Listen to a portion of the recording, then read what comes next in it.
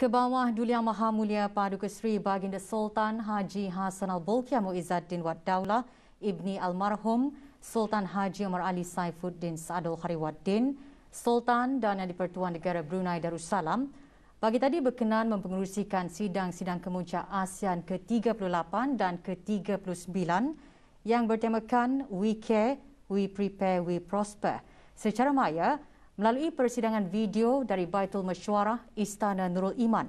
Sidang-sidang kemuncak berkenaan juga turut dihadiri oleh para pemimpin ASEAN. Pada sidang kemuncak ASEAN ke-38, Kebawah Duli Yang Maha Mulia Paduka Seri Baginda Sultan dan Yang di-Pertuan Negara Brunei Darussalam selaku pengerusi ASEAN bagi tahun 2021 berkenan mengurniakan titah bahawa ASEAN sedang berusaha memastikan belia untuk mewarisi rantau yang dapat maju dan membangun secara mampan. Dalam perkara ini, Kebawah Duli Yang Maha Mulia yakin bahawa sirkular ekonomi yang dilaksanakan oleh ASEAN akan meningkatkan kecekapan dan menjadi asas kepada pemulihan hijau. Selain itu, Kebawah Duli Yang Maha Mulia mengalu-alukan kerja-kerja ASEAN untuk melindungi golongan-golongan rentan melalui ASEAN Comprehensive Framework on Care Economy bagi memastikan pemulihan secara inklusif.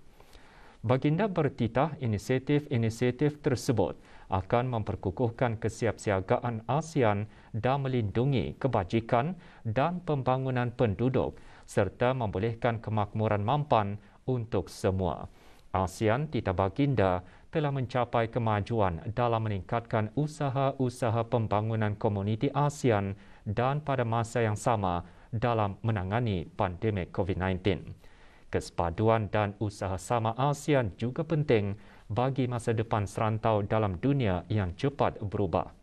Baginda bertitah negara Brunei Darussalam pada tahun ini menekankan kepentingan untuk memeduli rakyat dan mempersiapsiagakan mereka ke arah masa hadapan. In particular, ASEAN has continued to empower its youth to be resilient and dynamic in preparing themselves to be leaders by developing their skills and knowledge. We have established the ASEAN's Junior Fellowship Program, which Brunei Darussalam is pleased to fund for the next 10 years. Terdahulu, para pemimpin mendengarkan laporan daripada Tuan Yang Terutama Datuk Paduka Lim Jock Hoi, Setiausaha Agung ASEAN yang merangkumi usaha-usaha pemulihan ASEAN dalam memberikan tindak balas terhadap pandemik COVID-19 dengan mengutamakan keselamatan vaksin dan kejayaan pelaksanaan rangka kerja pemulihan serta keperluan untuk mengoperasikan kesaling hubungan dan pendigitalan untuk menerajui pemulihan serantau. Di samping itu, para pemimpin ASEAN juga memuji usaha-usaha kolektif ASEAN dalam menjayakan kemajuan visi komuniti ASEAN pasca 2025 sambil menggesa untuk meneruskan kerjasama dengan rakan-rakan kongsi luar dalam meningkatkan rangka kerja serantau ASEAN. Dalam persediaan menghadapi kecemasan kesihatan awam pada masa hadapan, para pemimpin menekankan kepentingan bagi pengedaran vaksin yang berpatutan dapat diakses dan saksama serta sokongan perubatan, teknikal dan kewangan di seluruh rantau ini. ASEAN juga harus memanfaatkan peluang untuk membangunkan sektor digital untuk mempercepatkan pemulihan ekonomi serantau. Semasa sidang kemuncak ASEAN ke-39, Kebawah Duli Yang Maha Mulia Paduka Seri Baginda Sultan dan Yang di-Pertuan Negara Brunei Darussalam bertitah menaruh kepercayaan bahawa adalah penting untuk mencerminkan pembangunan-pembangunan di rantau ini dan pada masa yang sama, ASEAN perlu menegakkan integriti dan kredibiliti. Situasi di Myanmar telah menarik perhatian global pada tahun ini. Dalam pada itu, baginda menegaskan semula bahawa Myanmar ialah sebahagian daripada keluarga ASEAN sambil menghormati prinsip tidak campur tangan dalam hal ehwal dalaman bahawa ianya penting untuk memberi ruang kepada Myanmar untuk kembali ke keadaan normal. Baginda berharap Myanmar akan melaksanakan 5-point konsensus secara sepenuhnya dengan sesegeranya untuk mendapatkan semula keyakinan masyarakat serantau dan antarabangsa. Dalam titah, baginda menekankan kemajuan signifikan ASEAN dalam mengukuhkan kerjasama bersama rakan-rakan luar dan mengambil maklum terhadap perkembangan kerja-kerja untuk menangani COVID-19 secara kolektif dan bersiap siaga untuk masa hadapan. Proses-proses yang dipimpin oleh ASEAN adalah cara yang terbaik untuk menangani isu-isu yang dihadapi bersama secara berkesan. Kebawah Duli Yang Maha Mulia juga mengalu-alukan United Kingdom sebagai rakan dialog ASEAN terbaharu dalam tempoh lebih 2 dekad. Kebawah Duli Yang Maha Mulia seterusnya menekankan kepentingan bagi ASEAN menegakkan arsitektur serantau yang terbuka, inklusif dan berdasarkan peraturan dengan ASEAN sebagai pusatnya. ASEAN must also remain forward-looking and proactive by fostering strong and diverse partnerships. In this regard, we should always consider how our partners can enrich the ASEAN-led processes towards the shared pursuit of regional peace, stability, and prosperity. Dalam menghadapi ketegangan geopolitik dan konflik antara kuasa-kuasa besar, para pemimpin semasa sidang kemuncak ini menggariskan bahawa pemusatan dan perpaduan ASEAN adalah amat penting apabila melibatkan rakan-rakan luar dalam mengetengahkan isu-isu seperti Indo-Pasifik, Laut Cina Selatan, Semenanjung Korea serta perjanjian-perjanjian keselamatan baharu. Para pemimpin juga menggesa pengantaraan bagi keadaan di Myanmar untuk mendukung kredibiliti ASEAN dan memelihara keamanan, keselamatan dan kestabilan serantau.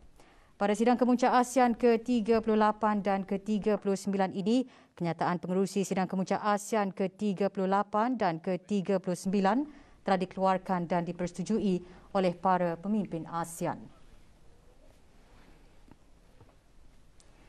Para pemimpin ASEAN juga bersama-sama meluluskan Bandar Seri Begawan Declaration on the Strategic and Holistic Initiative to link ASEAN responses to emergencies and disasters, ASEAN Shield, ASEAN Leaders Declaration on upholding multilateralism, ASEAN Leaders Declaration on the Blue Economy, Terms of Reference for the High-Level Task Force on the ASEAN Community's Post-2025 Vision and the Roadmap, Consolidated Strategy on the Fourth Industrial Revolution for ASEAN, ASEAN Leaders Statement on Advancing Digital Transformation in ASEAN, ASEAN Comprehensive Framework on Care Economy, ASEAN Strategic Policy Framework on Promoting an Adaptive ASEAN Community of Greater Understanding, Tolerance and a Sense of Regional Agendas among People of ASEAN, ASEAN Joint Statement on Climate Change to the 26th Conference of the Parties to the United Nations Framework Convention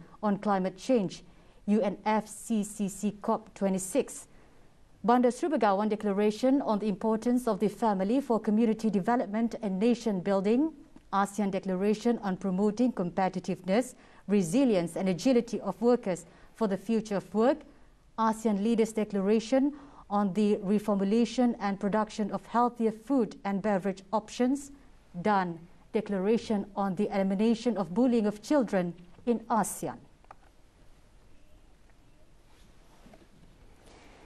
Kebawah Duli Yang Maha Mulia Paduka Seri Baginda Sultan dan Yang di-Pertuan Negara Brunei Darussalam petang tadi berkenan mempengerusikan sidang kemuncak ASEAN Republik Korea ke-22 dan sidang kemuncak ASEAN China ke-24 secara maya melalui persidangan video dari Baitul Mesyuarah Istana Nurul Iman.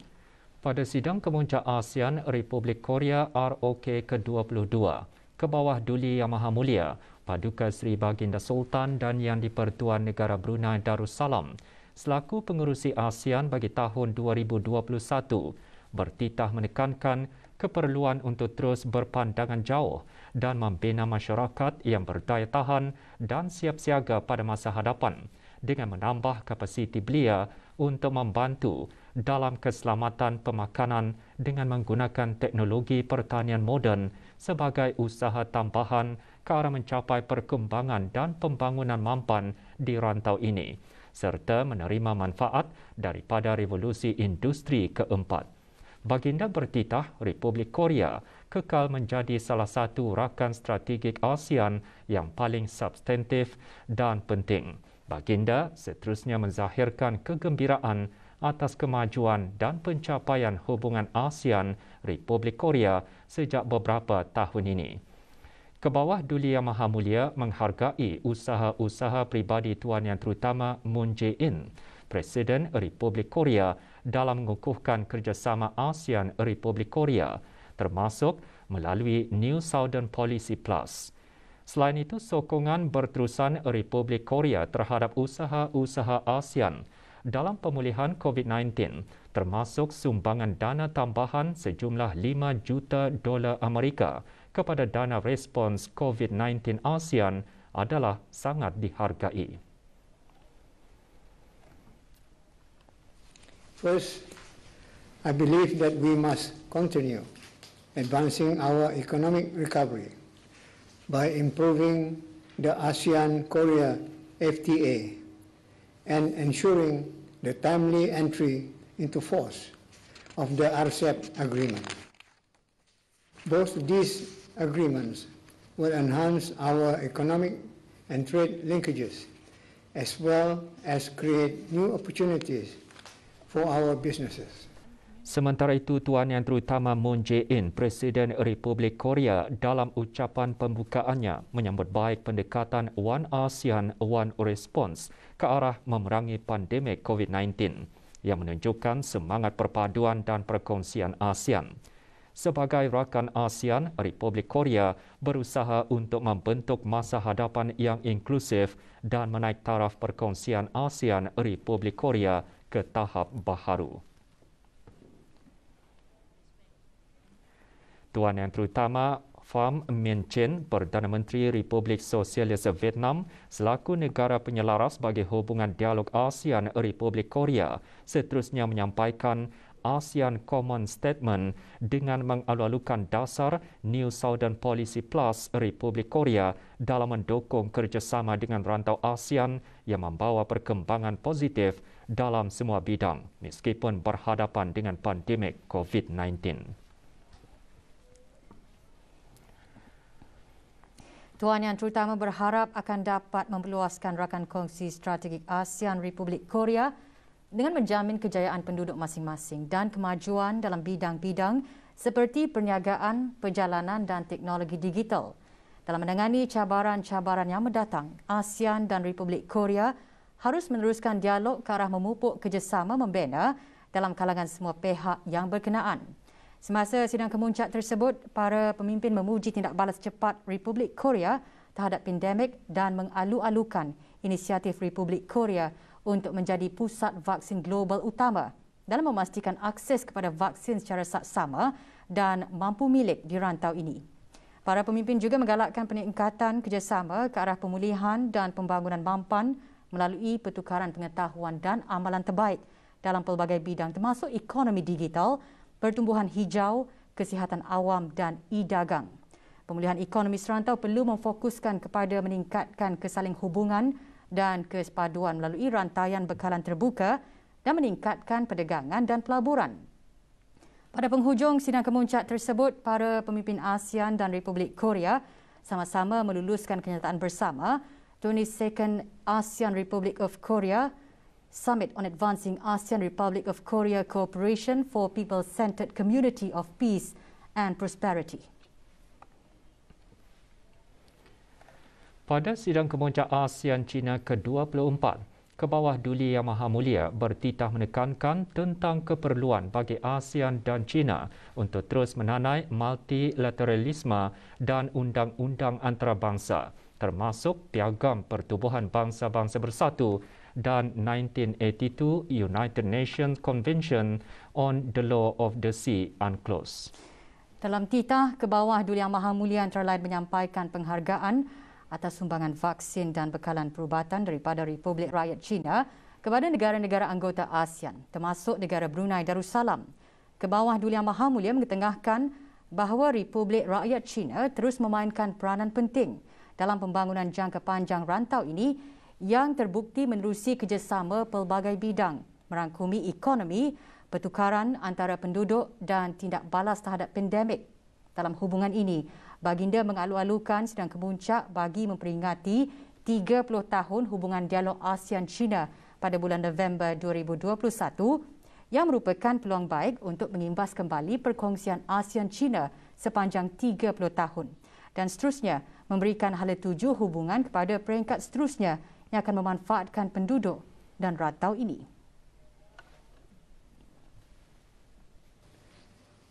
Going forward, it is our hope that China, with its vast technical expertise, will support ASEAN by preparing our people with the skills and tools needed to capitalize on and benefit from the digital economy and the fourth industrial revolution. Sementara itu, Tuan Yang Terutama Li Keqiang, Premier of the State Council of the People's Republic of China, dalam ucapannya antara lainnya menekankan komitmen China kepada multilateralisme, kerjasama anti-COVID, mempertingkatkan kerjasama pembangunan ekonomi dan perdagangan serta arkitektur serantau yang berpusatkan ASEAN, di mana ASEAN kekal berdiri sebagai keutamaan diplomasi China dalam integrasi dan pemusatan ASEAN.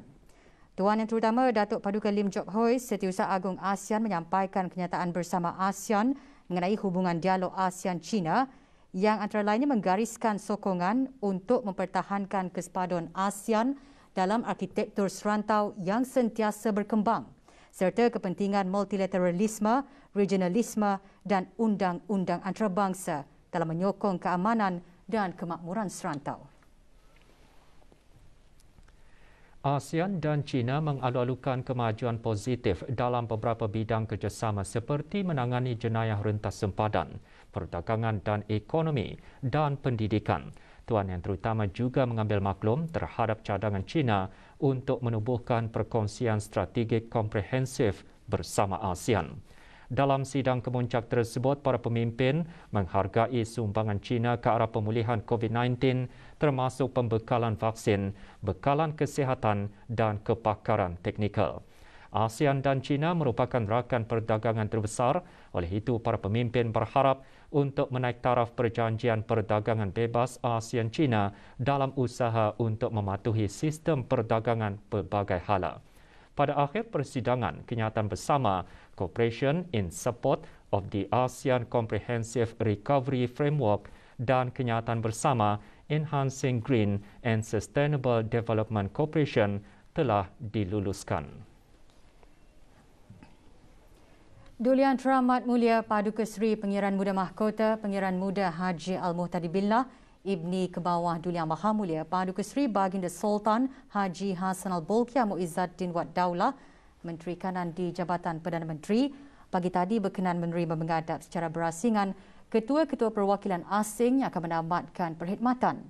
Majlis menghadap berlangsung di Qasar Al-Mizan. Duli Yang Teramat Mulia mula-mula berkenan menerima menghadap Tuan Yang Terutama Christian Ramage, Duta Besar Istimewa dan Mutlak Republik Perancis ke negara Brunei Darussalam.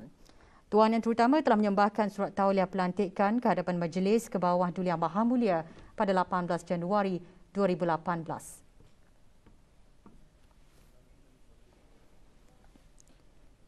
Duli Yang Teramat Mulia seterusnya berkenan menerima menghadap Tuan Yang Terutama A.G. Yamamoto, Duta Besar Istimewa dan Mutlak Jepun ke negara ini. Tuan Yang Terutama telah menyembahkan surat tauliah pelantikan ke hadapan Majlis ke bawah Duli Yang Maha Mulia pada 18 September 2019.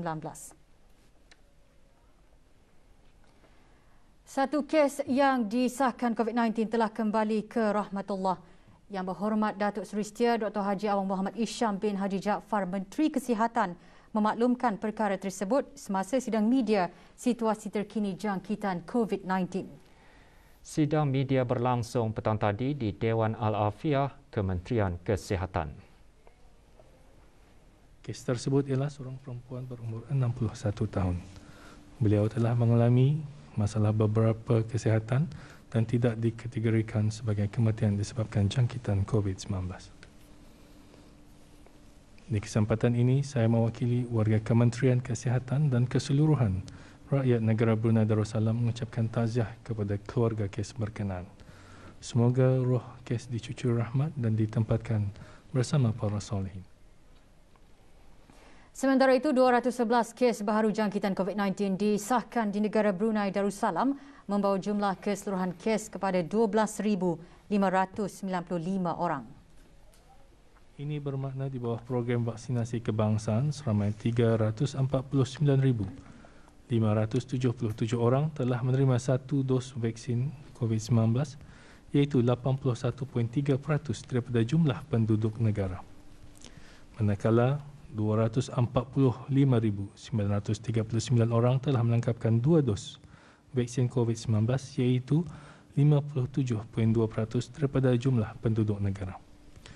Di kalangan penduduk berumur 60 tahun ke atas pula, seramai 41,951 orang iaitu 96.69% telah menerima satu dos vaksin COVID-19 dan seramai 37,669 orang iaitu 87% telah melengkapkan 2 dos vaksin COVID-19. Menteri Kesihatan juga mengongsikan pada 25 Oktober 2021, seramai 2,903 orang telah menerima suntikan vaksin COVID-19.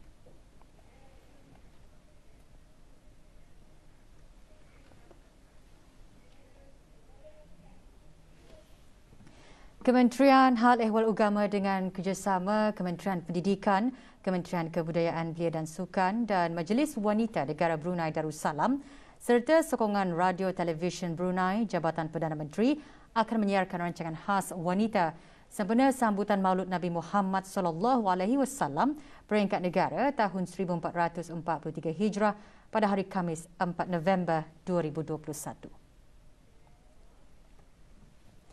Dengan tema Rasulullah Kekasih Allah, Kekasihku Dunia Akhirat, antara pengisian acara adalah persembahan bacaan Al-Quran, dikir marhaban, bacaan selawat, puisi serta tazkirah khas. Rancangan khas tersebut akan disiarkan di semua saluran televisyen melalui saluran RTB Perdana, RTB Aneka dan RTB Sukma Indra dan juga Radio Nasional FM, Harmony FM dan Nur Islam FM serta RTB Go bermula pukul 12.30 tengah hari.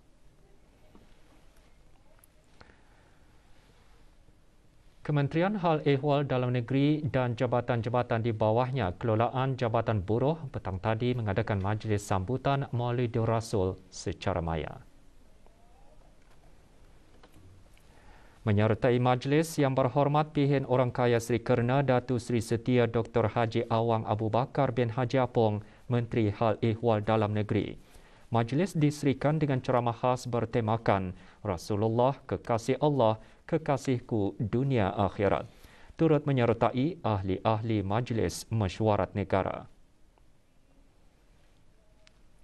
Majlis serupa juga diadakan secara dalam talian oleh Kementerian Tenaga, Jabatan serta badan-badan berkanun di bawahnya. Majlis diisi dengan tazkirah khas bertajuk Rasulullah Kekasih Allah, Kekasihku Dunia Akhirat. Menyertai majlis yang berhormat Datu Sri Setia Dr. Awang Haji Matsuni bin Haji Muhammad Hussein, Menteri Tenaga dan Datu Sri Paduka Awang Haji Matsatijo bin Sokiau, Timbalan Menteri Tenaga.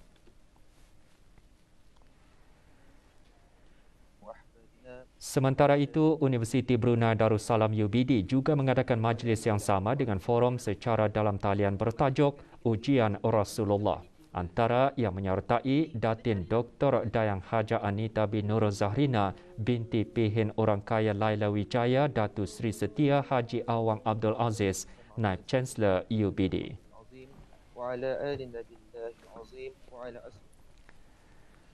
Pelbagai strategi dan inisiatif yang diambil oleh negara Brunei Darussalam untuk mengurangkan dan menyesuaikan impak perubahan iklim. Salah satu usaha tersebut ialah pengenalan dasar perubahan iklim kebangsaan Brunei BNCCP yang menggariskan 10 strategi utama yang akan membuka laluan ke arah negara yang rendah karbon dan berdaya tahan iklim.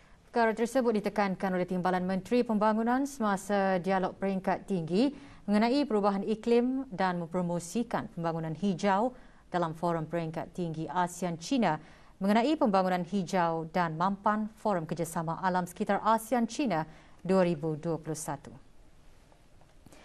Datuk Seri Paduka Akiti Awang Haji Marzuki bin Haji Mohsin menambah, sebagai sebuah negara yang didominasi minyak dan gas, negara Brunei Darussalam telah memberi penekanan yang besar terhadap peralihan adil sektor tenaga melalui penangkapan, penggunaan dan penyimpanan karbon, pembakaran rutin sifar dan penetapan harga karbon. Negara Brunei Darussalam juga memanfaatkan penyelesaian berasaskan alam semula jadi dengan menanam 500,000 pokok baharu menjelang 2035. Forum yang diadakan pada 25 hingga 26 Oktober 2021 melalui sidang video itu dianjurkan bersama oleh Kementerian Ekologi dan Alam Sekitar Republik Rakyat China dan Kerajaan Rakyat Wilayah Autonomi Guangxi Zhuang. Forum disertai oleh wakil peringkat tinggi dari negara-negara ASEAN, Republik Rakyat China dan Setiausaha Agung ASEAN. Kementerian Kesihatan terus menerima sumbangan daripada pelbagai pihak dalam sama-sama membendung penularan wabak COVID-19. Antara sumbangan yang diterima, pakaian perlindungan PPE dan sungkup muka. Sumbangan daripada Tyson Group Industrial Solution Brunei, syarikat insurans Islam Taib, Jeremy Wong Fort Jin diterima oleh Pengiran Dr. Haji Muhammad Khalifah bin Pengiran Haji Ismail, Pemangku Timbalan Setiausaha Tetap Profesional Kementerian Kesihatan. Baru-baru ini Kementerian Kesihatan juga menerima sumbangan barang keperluan daripada syarikat TM Majid, Orbit Supermarket Sendirian Berhad, Atlanta Supermarket Sendirian Berhad, TM Majid Supermarket dan Postage Sendirian Berhad Suzuki. Kempen sumbangan peranti yang dilaksanakan oleh Kementerian Pendidikan dengan kerjasama Kementerian Pengangkutan dan Infokomunikasi dan pihak berkuasa industri teknologi infokomunikasi AITI menerima sokongan yang menggalakkan daripada pelbagai pihak. 20 buah komputer riba daripada insuran Islam Taib Holding Sendirian Berhad dan 35 unit kad SIM progresif dari CFBT Education Services disumbangkan kepada Kementerian Pendidikan.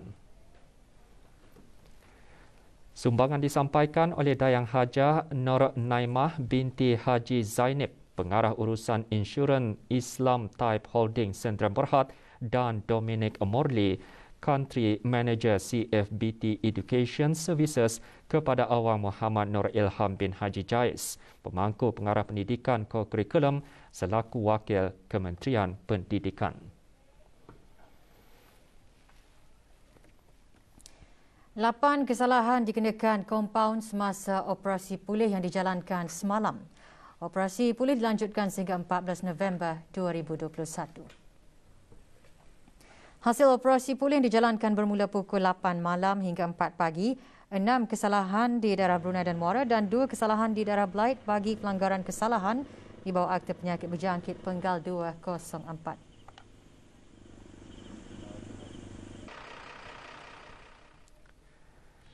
Sebuah pusat penyembelihan di Jalan Lampaki, Kampung Melaut telah didapati melakukan aktiviti penyembelihan tanpa sijil penyembelih yang sah.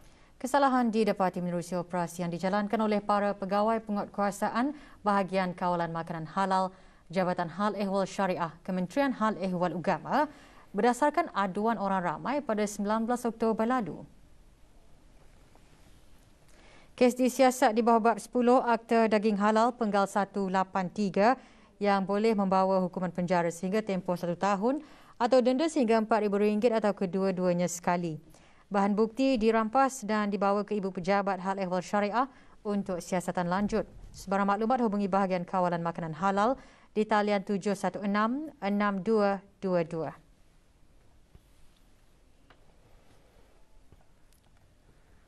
Bangunan Pasar Gadong dan operasi perniagaan akan dibuka semula bermula hari Khamis 28 Oktober 2021. Jabatan Bandaran Bandar Seri Begawan dalam siaran akhbarnya menyatakan Beberapa langkah bagi mengetatkan pengawalan semasa pembukaan semula bangunan tersebut juga akan dilaksanakan, antaranya pengawalan pintu masuk mengikut prosedur operasi standard SOP dan menghadkan jumlah keramaian pengunjung dan pembekal. Sementara itu, waktu operasi perniagaan di bangunan Pasar Gadong pada hari Isnin hingga Khamis, Sabtu dan Ahad bermula dari pukul 6 pagi hingga 3 petang. Manakala pada hari Jumaat bermula pukul 6 pagi hingga 12 tengah hari dan 2 petang hingga 3 petang. Dalam memastikan keselamatan orang ramai, beberapa langkah dan usaha telah dilaksanakan semasa penutupan sementara, antaranya menjalankan kerja-kerja nyakuman dan ujian swab bagi semua peniaga serta pembantu peniaga.